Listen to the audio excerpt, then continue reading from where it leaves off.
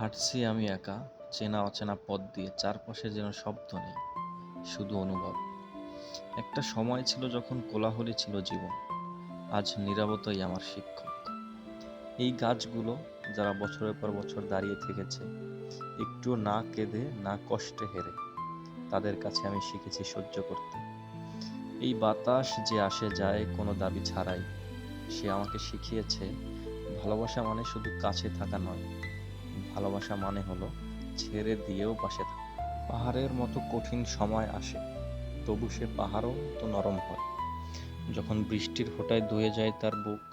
তাই বুঝি কঠিনটাও একসময় নরম হয়, শুধু সময় দিতে জানতে হয়।